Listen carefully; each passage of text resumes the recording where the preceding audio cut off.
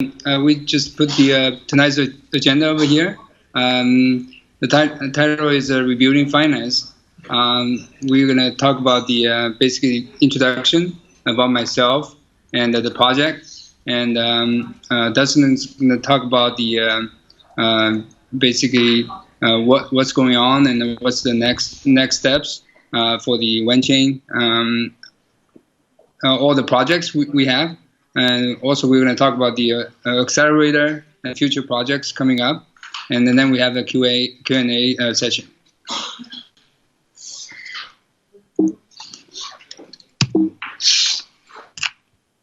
Okay, cool. For some of you who don't know about me or the project, just to give a quick introduction. I got into the space pretty early in the year 2012 and 2013. We had a little DF fund in Austin, Texas. And before I went to Austin, I spent around 20 years in the IT industry, doing mostly in the e-commerce, on the e-commerce software development. And I actually got into the startups as well for public listed companies in the U.S. And I took that company, actually took the technology and the, hang on a second. I learned how the business works and also the technology from Europe, and took it to China back in 2005, and started two companies in China. There was 2005 and 2007. And before before that, I was spent around 14 years in Columbus, Ohio. So I pretty much have a mixed background of economics and business consulting. I spent some time in the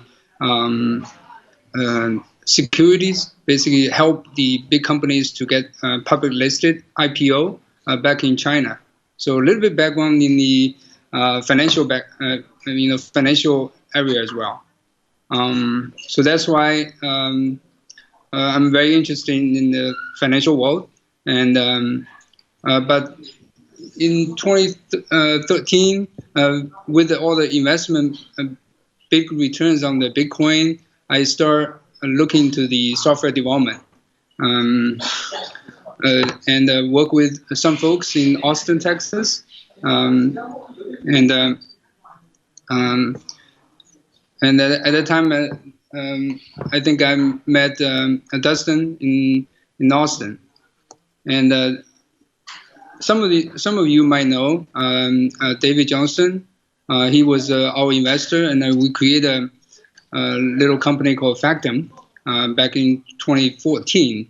At that time, it was we were trying to build a data layer on top of Bitcoin. It was really back, I think, early at that time. Not too many ICOs, and then we were the one following Ethereum.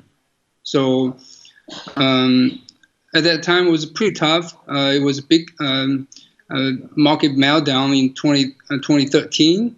But we did the ICO. It was pretty tough, but we were able to raise enough money to keep going, and the project wasn't very bad. The coin was top 10 for quite some time. It was listed number 8 on the coin market cap for a long time, and also got interviewed by the Economist. For the famous 2015 October edition, the Trust Machine, and we got very famous around the world.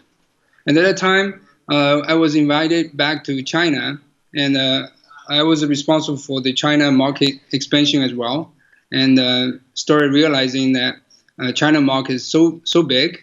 I had the impression that China's market, for the blockchain might be bigger than the rest of the world combined at that time, because of the mining and all the people participating in the whole industry. So at the same time, we also met some difficulty to get the customers for Factom in China because of the regulations, government regulations, and restriction for the data security, things like that. So I was advised that I need to build a Baidu instead of Google. So that's why I decided to come back to China in 2016 and build a company called Wanglutech. So at that time in 2016, things are kind of happening in two different worlds. One is on the digital currency side. There are more and more digital currency coming out, more ICO and more ICO coming out, and on Ethereum at that time, also on Bitcoin world. And on the other side, also there are traditional companies. They cannot get loans in China. We're trying to explore what we can do to help these companies get financed, and also a lot of people without banking access. And we were thinking how we can use blockchain to help them. So we were trying to bridge these two worlds, and trying to figure out how to come up with a solution, not only for China but also for the whole world. So that's why I think in the end of 2016, we started working on the Wanchain idea. It was incubated by the company called Wanglutech. The reason for that was when we deploy multiple private chains, we call it consortium chains for the enterprise, including the government institutions, we realized that sooner or later we have to get all these consortium chains connected. And we took the first three characters, Wanglutech, and make it Wanchain. And Wan actually started, it stands for wide area network. And in Chinese, Wan is also means 10,000 chains.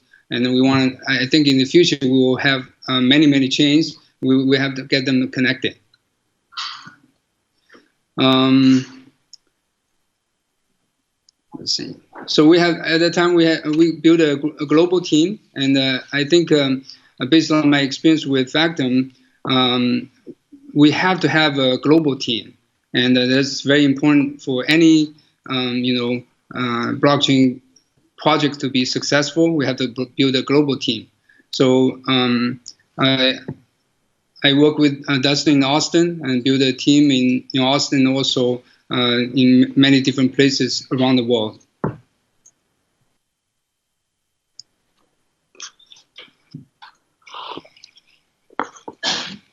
So we're talking about the technical advantages. And look at the graph on the left. What we're trying to do is trying to build a bridge between all these different blockchains, not only the public chains, but also private chains. And if you look at the bottom, we actually have a concept called the land chain, and that's where we started. And local area network, consortium chains or private chains.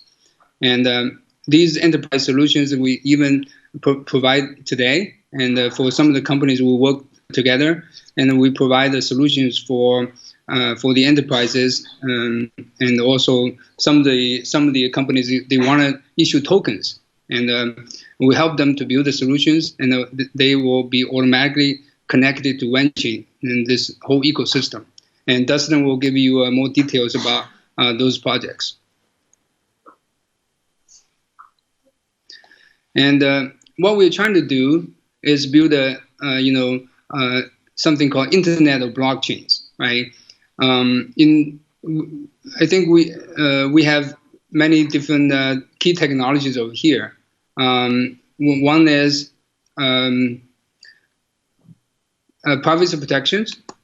So whatever the transactions on Wanchain, will have privacy protection, and which will have two different layers. One is for the native coins, Wancoin, and also any tokens created on top of Wanchain.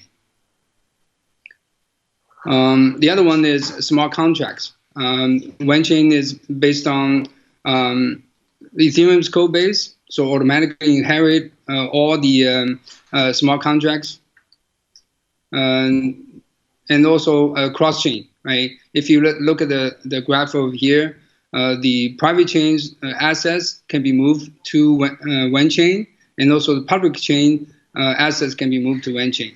And in the Wanchain, you can all these different assets can be programmed in the smart contracts, and I'll give you more details about how these three different technologies are so important. And also the goal of this platform is to integrate any public chain as long as they're using the public key and the private key scheme, and we should be able to get connected. So based on this kind of all these goals, we came up with all kinds of design solutions at the time. We look at many different options, and we spent at least 6 months to come with the right solution. And at the end, we figured that these three key technologies are required in order to create this infrastructure.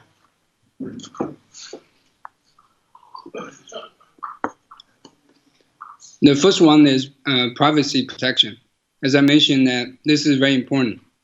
And then we look at different options as well, like ZK Snark and many others. And we settled down on the Monero style ring signatures with one-time account. And then we ran into some issues with how we can come up, integration between the Monero style privacy protection with smart contracts, and we came up with the stamp systems, so that the gas, when the smart contract is executed, whoever is paying for the gas can be hidden with the stamp system. So what it means is when you want to issue privacy token, when you want to send a privacy token from one address to another, first you want to buy a stamp, basically like postage, and you put on the envelope and send it out, and put it in the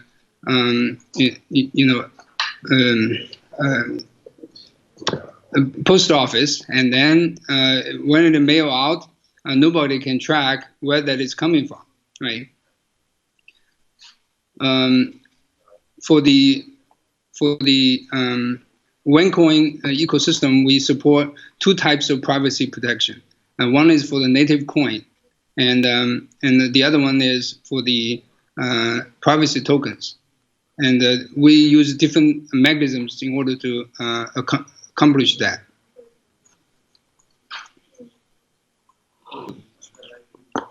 The second one is cross-chain. And also we spend a lot of time, and we pick the secure multi-party computation, and also threshold key sharing. This one came from a Chinese scientist called Mr. Yao, Professor Yao. He's a Chinese born, but grew up in Taiwan, but educated in U.S. He's the only Turing Award winner, only Chinese Turing Award winner, and his famous SMPC theory was widely accepted. And we actually know this professor. He's currently in Beijing, and we were inspired by his theory, and also want to experiment with his theory. And we have a group of team look into that, and finally figure out, we can use that scheme to control the private key for any chain, basically similar to sharding, but with a group of decentralized nodes to control a locked account in a different chain. And we a group of researchers got together and tried the POC. We tested in our lab and finally figured that out. And we actually wrote paper and got verified by different professors and researchers. We figure out that it should work. So after long time of research, we figure out that we have a solution, and the cross-chain technology with our technology can allow us to integrate with any chain without having to modify the original chain. So the third key technology is smart contracts. As everybody knows, this is very, very important. Although the smart contracts on Ethereum has a lot of problems, but we are very confident that with a bigger and bigger community building the Solidity smart contracts on Ethereum, and with formal verification and many other technologies, we will make the smart contracts and more secure. We decided to use Ethereum because Ethereum has bigger developers community around the world, and I've been an investor of Ethereum, and I know that the Ethereum's core development team pretty well. So so that's why we pick Ethereum's code base to start with. And also, there are many development tools out there, and we can use the existing development tools as well as the existing smart contract code out there in the Ethereum community. So with these three key technologies, we can build the new infrastructure to get connected with all these public blockchains and also private blockchains. So here's a long-term vision, what we're trying to build for Wanchain.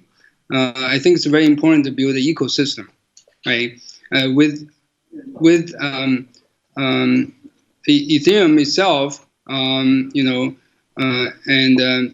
I think it's very important. You have to build the apps and the applications on top of that, and then you have bigger and bigger community, right?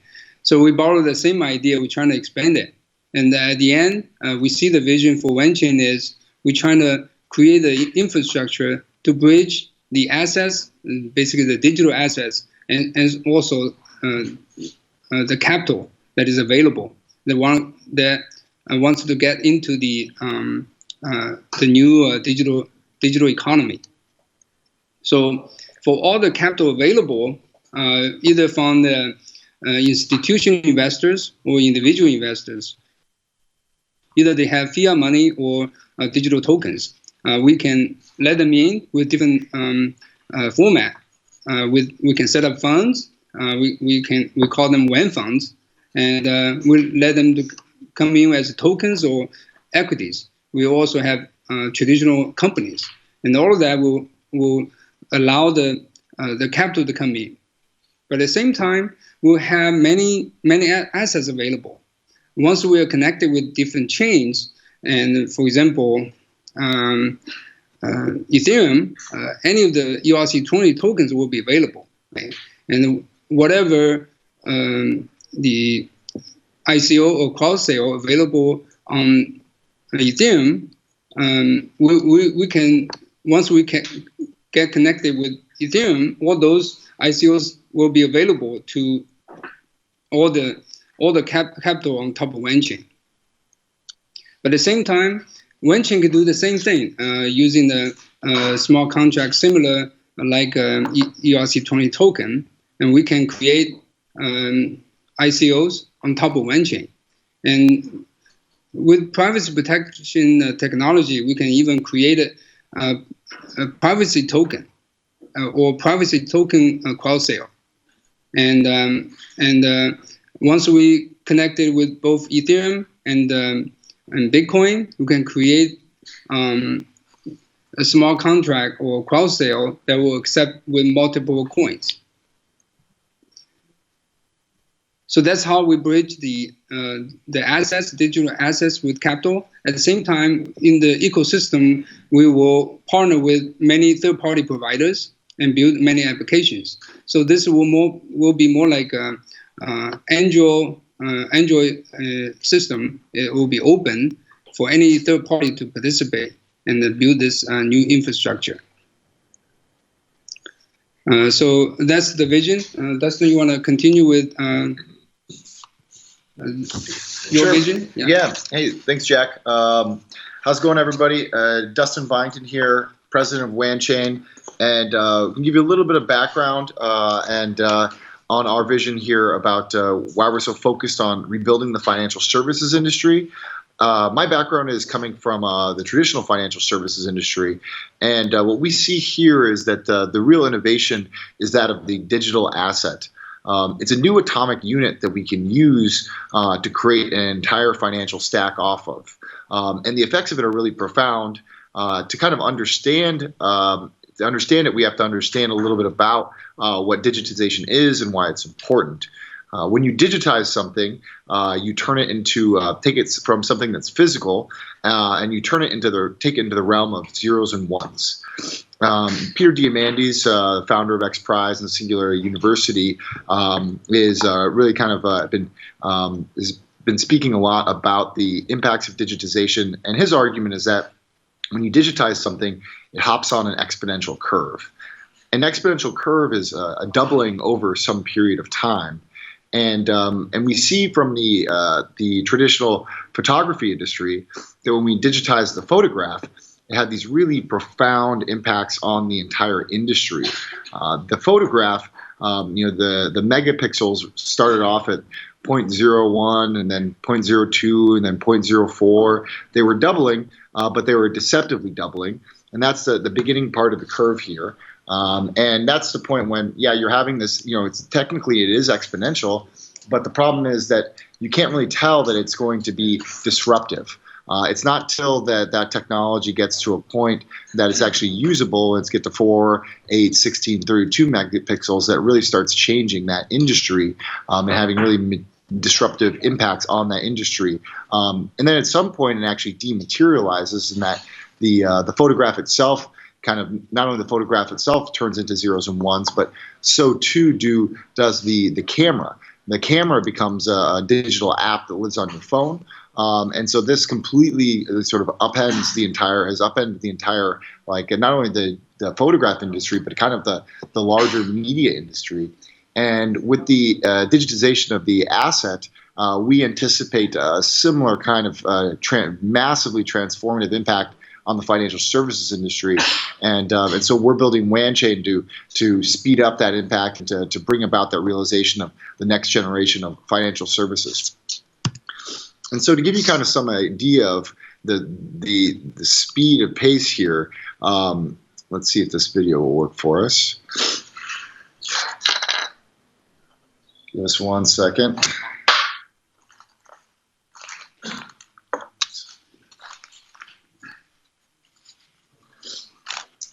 Well, it might not have luck here.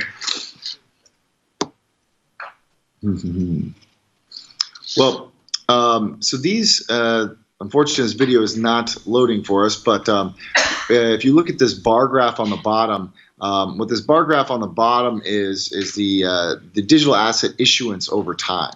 And so on the far left, we have the very first issuance of, I guess this was Ethereum, the first ICO in January 14.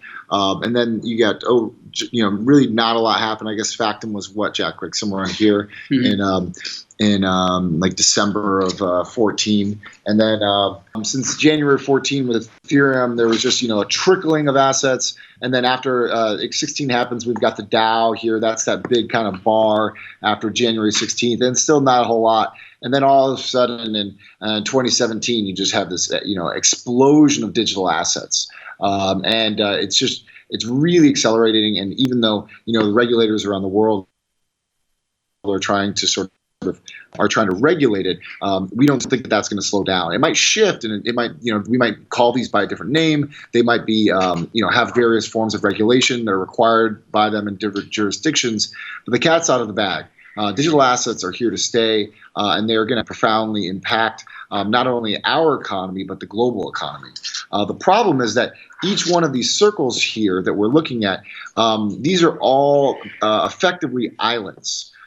Each one of these assets is isolated from the other. It's very much like the days of the intranet before we had a global internet that was connecting all of them. And so it looks something like this.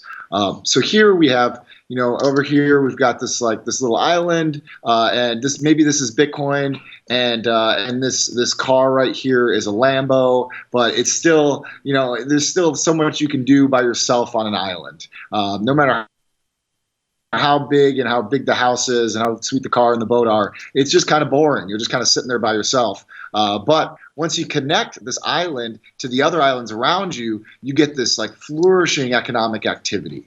That's what Wanchain is doing. Wanchain is a bridge to the world's digital assets. And we believe that this is the bridges that we're building will unlock a tremendous amount of economic utility, again, not only for our ecosystem, but the larger global financial ecosystem. And so one visualization is that you can think of Wanchain. So it's we're our own blockchain. Jack talked earlier how we're built off the Ethereum code base. And what you can do is you can visualize that what we do is we take this Turing complete blockchain with privacy protection, and then we go build bridges to all the various world's digital assets. And along each of these bridges moves the digital asset. So, Ethereum can get deposited on Wanchain, Bitcoin can get deposited on Wanchain, Litecoin can get deposited on Wanchain. And then once we have this blockchain with all these assets on it, then things like decentralized exchanges are merely applications that are built on top of Wanchain. And it becomes actually trivial to build some really powerful applications, or to do things like building an index token for something. For example, is something I'm excited about because when you have, say, the top 10 coins on one blockchain, it's just a matter of putting them into a smart contract and issuing out another token that represents them. And so we're starting to see, I'll get into it a little bit later, some of the projects we're working on, but the power of the platform is starting to really be on display, and with all of the applications we're working on. Another mental model that you can use to think about Wanchain is to just think about, imagine if Ethereum, if you had Ethereum with privacy protection and all the protocol tokens. So things like Ether Delta are currently limited to the galaxy of ERC20s. But when you build decentralized exchange on Wanchain, not only do they benefit of the privacy protection, but they also get access to the universe of protocol tokens. This is also true for things like lending platforms. A lot of these, we're talking to a number of different lending platforms, and there's only so much you can do lending ERC20s back and forth. But when you can start putting, Bitcoin into a contract and lending and borrowing against that to receive, Litecoin or Zcash, things start to get really interesting really fast. And so this is the vision here, is that Wanchain is building financial infrastructure. It's like Wall Street. Wall Street is an island, and with Wanchain we have this financial infrastructure, but in the soil are all these different digital assets that you can build applications on top of. And so right now we're in the process of, and so these apps can vary from things like aforementioned exchanges or lending applications, asset management tools, index tokens, and that's just on the financial services side. And, we are a Turing complete blockchain, and so we can the whole realm of applications, general purpose applications in enterprise and healthcare can be built on Wanchain. We've been talking a lot about financial services because that's where we have some really unique advantages. But we're starting to get into looking more and more at enterprise and healthcare because they too can take advantage of this cross-chain technology and also privacy. Especially in the healthcare space, was it's just not suitable for a lot of these HIPAA compliance and things like that for them to build on public, totally transparent blockchains. And so right now, one of the really exciting things is that we've been in the business unit that I'm running. We've been working on our Wanchain Accelerator, which is helping we'll be announcing 6 projects at the Dubai conference that focus on various aspects of the stack. One of them is a stable coin that we're that's a very innovative approach to thinking about solving some of the known kind of black swan issues with currently existing stable coins. Another is an asset management tool. Another is a lending platform. We have one that's a compliance framework that it's kind of like if it was done with our tokens.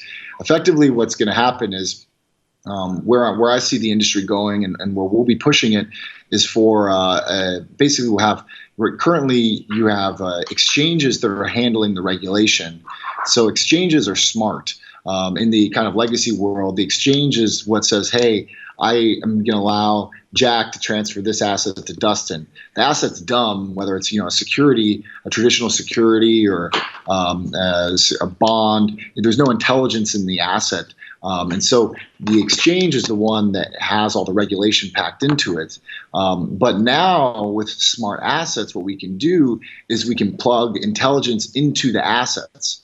And so these assets won't allow themselves to be transferred unless the other party follows some set of compliance framework. So the other party has gone through KYC and AML or is accredited via some designation of a specific jurisdiction. And so we're really excited about this. And this means that Wanchain is going to support security tokens actually much faster than I was anticipating. I was kind of thinking earlier that security tokens were going to take quite a while for us to sort out, but this sort of compliance, baking the compliance right into the tokens itself means that we can accelerate that process. And so all these projects right now are moving through the Wanchain Accelerator, and so we are working with them closely to get them ready for launch. And in Dubai, we'll be telling more and more about it. And there's also a batch of enterprise projects that have kind of like millions of customers and VC backed. That are looking to get into the blockchain space and leverage our technology and digital assets. And so we'll also be announcing those. If anybody has interest in learning more about it, we'll be attending the World Blockchain Forum, Mo Levin's conference in Dubai on April 16th. There's actually 2 conferences in Dubai on that date, so make sure you go to the right one. It's keynote.ae is the website. So we'll be there along with these 6 projects, and we'll have quite a long speaking engagement. We'll be diving into details of all of these and telling also a little bit more about the accelerator. I know some folks have been kind of like saying, and hey, where are the updates? What's been going on? I promise you, we have all been working diligently here. It's part of we just kind of been keeping quiet because every time we say something online, it's just barrage of comments about when, and et cetera. So you'll see in April just exactly what we've been working on. I'm sitting next to my buddy Lee Nee here, who's hasn't been sleeping every day. So so then I guess we can tell a little bit about the roadmap. The plan here is so Wanchain 1.0, which we launched is really exciting. We have the world's first smart contract platform with ring signatures. That's live. That exists. It's not it's not a white paper. It's not testnet. Mainnet is up, and people are building on it. And then 2.0 will be going with Ethereum cross-chain transactions. 3.0 will be Bitcoin cross chain, and then 4.0 will be doing consortium chains.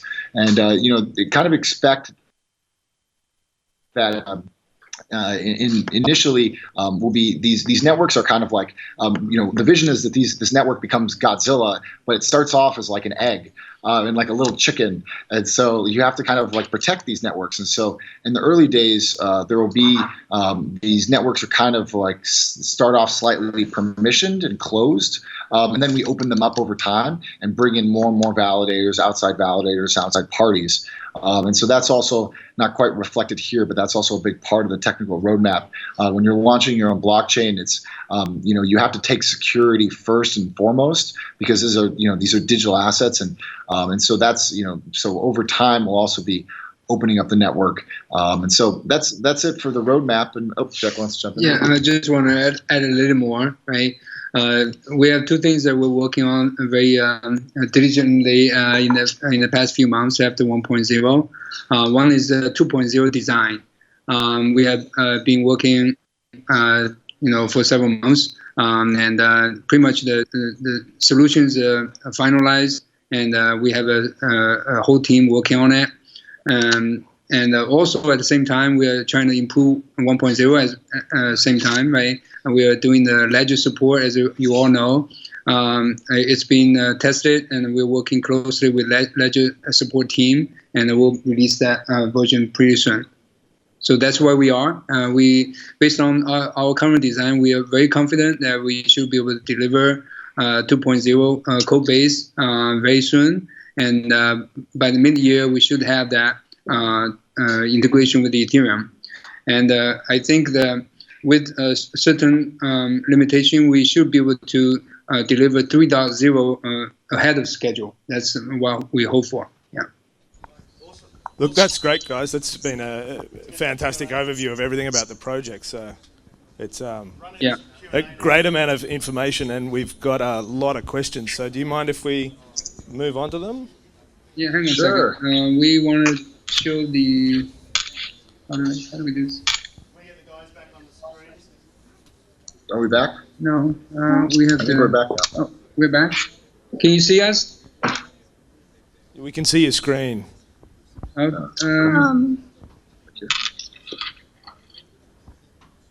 Oh, I see. No? I think we should cancel the sharing. Gotcha. Yeah, right here. Yeah. Okay. Now you're back.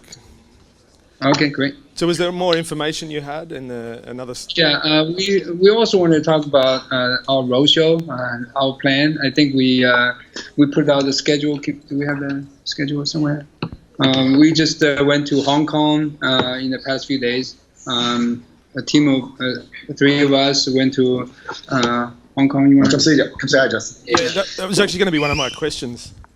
I was going to ask how the reception was in Hong Kong, because I spent time with you guys in Miami. This is Justin Lau. Hey guys, what's going on, Toby? Hi, Justin. How are you?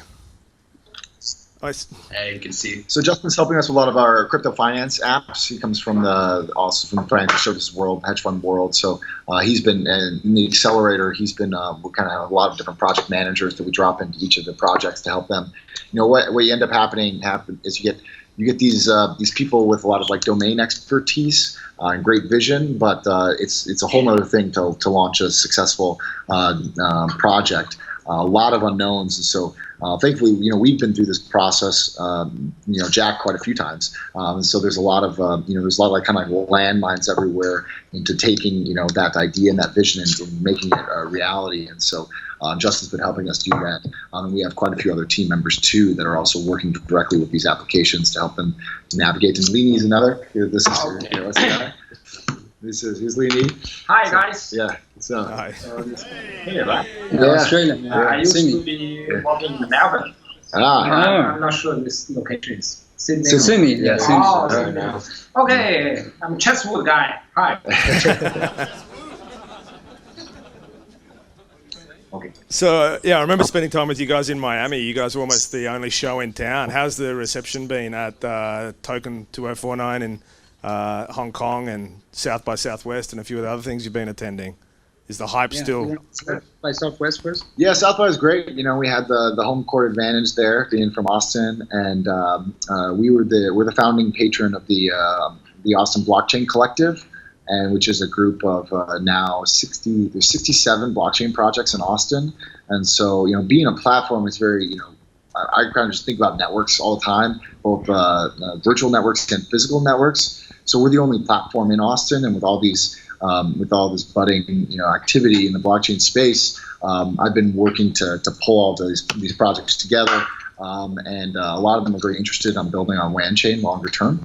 And so the reception was really good. We spoke on a panel about just sort of like how much activity is happening in Austin, and then in Hong Kong, Jack gave a talk about China and about his journey in China and all the activity that's happening still continues to happen in China. And so we're fond of saying that we're not only cross-chain but cross-culture. And so I think there's a big value into kind of also building a bridge between the East and West.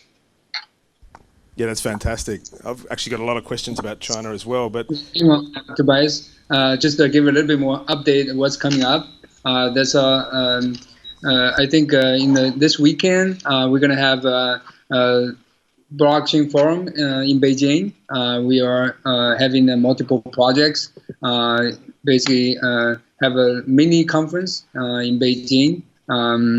That's March 24th and 26th. We're going to have a global blockchain conference in Hangzhou. We actually invited many blockchain companies around the world into that place. It's a G20 place. I think G20, right? Yeah, G20 on 26th. It's a one-day event. We also invited Ion and Icon to join us, and also Kuiper Network as well. So we want to come up with the roadmap for the interoperability alliance, and trying to create next steps, how we want to work together. And we also invited the government officials to join us, them to back us, to come up with the standards, basically, for the future TCP/IP or the Internet of Blockchain. So I think all these are small steps, but I think it's very important for the alliance to move forward, to get the backups from the government, and also from the other companies as well. I think we're trying to expand the alliance. We will come up some kind of rules to attract more companies, blockchain companies, to join our alliance. Great. And the one question I'm going to have to ask. April 4th. Sorry. Okay. Go ahead. One question I'm going to have to ask for my safety, otherwise I won't be able to leave the building, and it's best coming from you guys, is not so much when, but what is going on with the exchanges, because I think everyone wants to know. Well, you want to take that one? Yeah, I mean, it's kind of, I've said before I'd be surprised if it was later than February or early March. Well, I'm surprised. Like I am, and we all are. It really is something that's out of our control. We do know that the exchanges are pinging our APIs, and we can see that, but we're not quite so sure why it's taking so long. But we do still think it's going to be soon. But it's not. I'm not sure if a lot of people don't necessarily know how the process works. It's not our development team that's doing the integration. It's their development teams that are doing the integration. So some people are kind of like making the assumption. I don't want it to reflect poorly on our development team, because they're all sitting out there working really diligently on 2.0, and they don't have anything to do with the exchange integration. The other important point to get across is that protocol tokens that are their own blockchains do take much longer to integrate, because there's like a whole testing cycle that has to go on, as opposed to just doing another ERC20, which they've effectively exchanged have like a template that they just push them through. It takes a week. I've heard as long as 3 months to build a protocol token, so it's there's that, I think that like core time delay just as a result of the length of. But even that being said, we still are a bit surprised at the length of time it's taking, and I understand there's just a lot of interest in getting these coins listed, and so we're totally aligned on that. There's definitely no hanky-panky going on here with us trying to slow roll the exchange listing because of the market. Given where the market is, rebounding right now, I would love the coin to come out at this point, but it's just I didn't have control a month ago, and I don't have control now. So you can clap if you want, but you guys, if you want to reach out to exchanges yourselves and put pressure on them, you feel free to. But it's just all of them.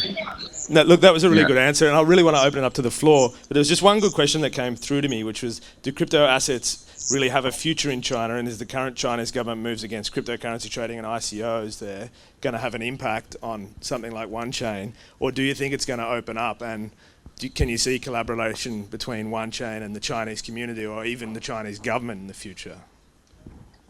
Yeah, I'll take that one. Actually, I gave a speech in Hong Kong about just China's policy and its impact on the token economy. And as I mentioned, the token economy is coming, right, around the world, and it's not stoppable, right? And China has been doing regulations or restrictions on Bitcoin many times. Back in 2013. I experienced the whole thing, right? They basically put a restriction on the exchanges and all the relationship with the banks, and it caused the big meltdown of the market. But eventually, all of that came back up, right? And the industry just, can work around very quickly, right? And China has banned multiple times. And the recent event is, I think September 4th, it banned ICOs, and also it will be targeting on the exchanges. Try to, I think they're trying to cool down the economy. I think there are two things are going on. I think the goals for the regulations, two goals by the government. One is not to cause social stability problem, right? You don't want grandma and grandpa to lose their money and cause social issues. And in 2017, the market is just too crazy. There are too many scams and not healthy environment. So the government had to take actions to it, right? The second red line by the regulation or regulators is money. Anti-money laundering. I think China is a very regulation-heavy country, and especially in the financial world, right? They don't want money to move in and out very easily. So I think China government has achieved its goals to cool down the ICOs and things like that, right? And also have more, I think, less money move around or things like that. But at the same time, modified ICO, I would say, or token issuance activities are still going on in China. So since September 4th, the number of people participating in the token economy, we call it, actually more than triple. Some people estimate 10 times than before, right? So and also all these exchanges that move out of China, and the government actually banned, I think restricted the IP access, right? But still, people will come up with the VPN and many other ways to get around it, right? So I think for the total ban, it won't be possible. It will cool down, and the government will, achieve its goals. I think that's what's happening right now. So at the same time, the blockchain technology is super, super important for any country, right? So also it's true for China's government. Right? It's trying to help or support the technology to move forward, right? And without the token, the blockchain solution or the application will be very, very limited, right? So the regulators and also the industry, we all realize it is very important to come up, middle ground, and we are in the process of figuring out how to make this work, right? To avoid all these issues. At the same time, we'll make this blockchain technology to be implemented in many different industries, and also help to push the digital economy in China move forward, right? I think the industry is still trying to figure out. There will be impact, definitely, but I think the future is bright. I still insist that way. Yeah, thanks very much for that, Jack. That's a hugely comprehensive answer. I appreciate it. As I've mentioned a lot of times, there's a lot of support for Wanchain in Sydney, so I'd really like to open it to the floor to get questions from the audience, if you don't mind. Cool. Sure. Let's get that rolling. Who's first up? Me. Yeah. I have a question about the cross-chain swap. My understanding is when you swap like Ethereum for Bitcoin through Wanchain, you have to issue 3 transactions, right? That will be slow. How do it compare to atomic swap technology, do you think? Yeah, I'll take that one. It will be very similar to atomic swap, right? Right now, for atomic swap, you have 2 people sitting. You have to be online at the same time. You have to take manual actions one by one, right?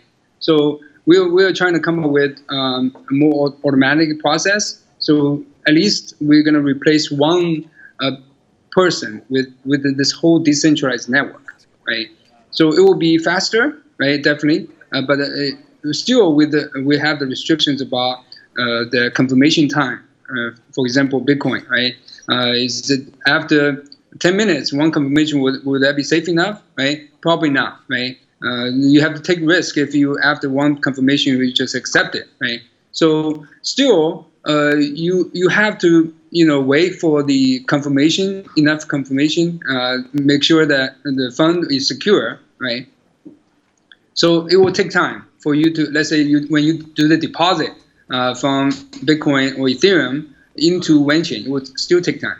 But the thing is, the good news is, once you deposit your funds into this decentralized network, and then you can do decentralized exchange or many other applications, it will be a lot faster. It will be, right now it's a little bit more than 10 seconds confirmation on Wanchain, right? In the future, it will be even faster, right? So,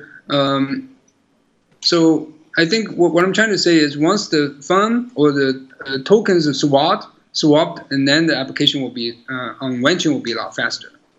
Excellent. Next question from Ninos. Hey guys, thanks for joining the presentation. I had a question on your proof of stake system. So I understand now that you guys are proof of work and planning to transition to POS on Wanchain 2.0. So do you have any information on how on track you are to meet the transition into the POS with the Storm and Validator nodes?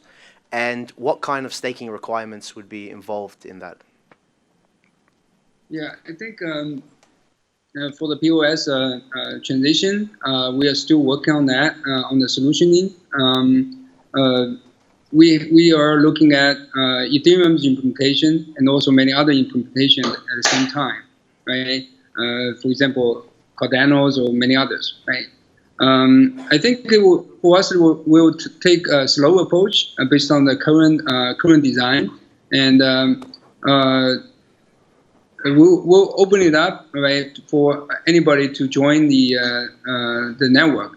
But I think we decided to take a slow approach and trying to protect this egg and give it a little bit more time, and let other teams to figure out as well, right? I think there are many solutions out there, but we are trying to take a very cautious approach. Awesome. Next question from here in the far back corner. I know you guys are busy building a lot of things, but when do you see ICOs coming onto the platform? When do you think the first one will be? Probably this summer. In Dubai, it'll be more of an announcement of which projects are Internet Accelerator, which project we're working on. But some of them, they're kind of at various stages of development. But I think you will start seeing, and we're actually starting to call them digital asset issuance. If you have any other better names for getting rid of the ICO. But you have, because you have reissuing security tokens on Wanchain. We'll be issuing utility tokens, commodity tokens. ICO is sort of this like capture all word that now is unfortunately almost like tainted. Old school. Lots Awesome. of digital assets. Question down the front there, I think, Toby. Yeah, you've explained how hard it is currently to get your own token listed on an exchange. So it's quite hard a process. How does it work on your chain, and how hard will it be to integrate all the different assets that are out there? How long will it take? And that's something we actually have been talking to Kyber a little bit about that, or starting to think through a little bit about it because of the kind of pain points that we've had. Kyber does currently act as kind of like a gatekeeper for the projects that are listed on Wanchain or on the Kyber Wanchain decks. We don't have good answers for you today, but having gone through this grueling process, I think we've got empathy for other projects, and we'll try to help make it a little easier for them. Yeah, and also when you talk about the ICO process, currently for Ethereum platform, a lot of people still feel pain, and people look at other chains like Neo or Qtum or NAM, right? They feel that the process is not perfect, and we want to improve it. Right? We got a lot of feedback from the community saying how we can improve that whole process. And we're working with third-party providers, and we were trying to make it as smooth as possible for regular people. Maybe one button click, and then you deposit a fund, put it in the pool, and then they will take care of that for you. Right? Wow, that sounds awesome. That'd be amazing. Jack, quick question over here from the far corner. You were talking there just about your incubator and how it works for people coming on to the Wanchain platform. Could you talk about that a little bit more and what's involved, or what kind of projects are in there? Yeah, great question. Sure. Yeah, so the incubator, it's if you have projects, if anybody in the audience can leverage our stack, our technology, feel free to reach out. We're looking for new projects to join. We've got many more that are joining. We're hiring a bunch of folks to be able to help shepherd those projects through. Effectively, we become our for-profit company becomes partners with these projects, and we help provide them. Well, what ends up happening is that all these projects have the same sort of broad set of needs. They need help refining their white paper. They need help with marketing, business development, and PR. And Leanie's over here nodding his head. It's so. And they've none of these projects have ever done this before, but we have this experience, and then we're getting more and more experience over time. So we not only give you our own experience and our own strategic guidance and expertise, our team's expertise, but also we have a large number of third-party providers that we can connect you to and recommend, depending on what your specific needs are, legal, financial, whatever. And so it's just a way for you to kind of help people that have a really great domain expertise and that want to leverage Wanchain and make great ways of utilizing our technology, just helping them be successful, because ultimately our platform will be judged by the quality of the applications that are built on top of it. Just kind of taking put a platform out there, build it, and they will come approach. We've seen failed over and over again, and I think it's very important because everyone asks questions about scale. I think they're asking the wrong question. When they ask about scale, they're talking about transactions per second or whatever. Ultimately, that's in my mind that's a commodity. I was a co-founder of Tendermint, and so I was working with them to sell consensus algorithms into banks and financial institutions. And first of all, they want all that stuff to be open source. People have this issue of lock-in, so no one wants to build on. It's very challenging to get someone to pay to build on infrastructure that you can up the fees over time. So these low-level consensus algorithms are often just need to be open source. If they are open source, that means they just live on GitHub somewhere. And we have a team of researchers out here that are looking at all of them, and we find the best ones, and after they're utilized and in the wild, and we integrate them. The right scale question is, how are you going to scale the applications that are built on top of your platform and create a really vibrant and growing ecosystem? That's actually a really challenging thing to do. And so that's what we're really focusing on, is like scaling our application development. Yeah, let me add a little bit more on that. Some of the projects, we might open it up with our enterprise solution we call Wanchain. Because some of the application or use cases you want high performance or high TPS, right? So public chains might not be a good fit for that. So we come up with different solutions for these different projects, and possibly they'll build on top of Wanchain first, because the Wanchain is automatically connected to Wanchain, and all these assets can be moved into Wanchain in the future. So for some of the closed circle applications, initially they will be operating in a more closed environment, but later on they will be opened up and get access to the whole digital economy. Awesome. Now, quick question from Toby, and then we'll pass it over to one of the audience. This is another one from the applicants. And they want to know sort of what's the key pitch of Wanchain to Australian business and enterprise, and how you're planning on building a community here. Well, this is a good first start here. I think the first step is awareness, and so we really take a global approach. After the China ban happened, we didn't want to have that kind of like discrete regulatory risk of just focusing on one region, and these are global borderless technologies, and so it's important for us to have a global borderless set of developers and applications. And so so first of all, it's just getting them making them aware, and then the value prop of our platform, and I think is a really strong one. While a lot of projects are competing over metrics like transactions per second and things like that, which are actually pretty hard to quantify, because it's like, okay, is it, how many validators do you have, how close are they, how big are these transactions you're sending, 1,000 transactions per second, and you can manufacture stuff that's like 10,000, 100,000, but doesn't really mean much. Anyway, so like a lot of other platforms are competing over those kinds of metrics, where we're saying, okay, do you care about privacy? Do you care about cross-chain? And so these are the things that we're finding like really resonate with folks, and it's actually has been a pretty easy sell to the applications and that have knocked on our door. And so those are the big ones. Is, do you want access to the protocol tokens, and do you want the ability to have transactions that have privacy protection? Yeah, the good news is several projects from Australia actually approached to us in the different conferences, and we are in the process of reviewing their white paper and their existing applications. I think there are so many projects coming to us, and we are being very restrictive, selective, and trying to pick the best one. If we are working with projects in Australia, we'll go over there a lot more. So a question on yeah. So a question on other competitors. Dustin, I know that you used to be with Tendermint, who's behind Cosmos. Why did you leave Tendermint to Wanchain?